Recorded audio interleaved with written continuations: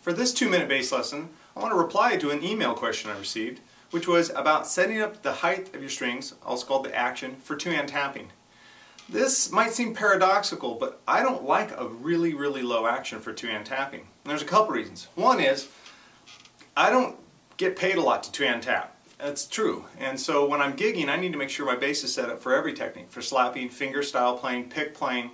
If I'm going to do a specific recording and just that one song has maybe a certain section, I may set up a bass for whatever the technique is specific. The other reason I don't really like a low action when I tap is I've been tapping since about 1984, and I did a lot of sessions and a lot of live tours, and I realized really low action kind of robs you of volume and like a fullness of tone. If my action was too low, I would tap, and the tone was very weak, and it didn't seem to have any kind of weight to it. So I like kind of a medium action, and I know that sounds very, general, but I can tell you on the bass I'm playing here, the action is at the 12th fret on the E string, and I'm measuring from the wood of the fingerboard, not the fret. It's 2/8 of an inch high there, and also 2/8 of an inch at the 24th fret. So if that gives you like a standard, and everyone's different, so you have to experiment on your own and find what works best.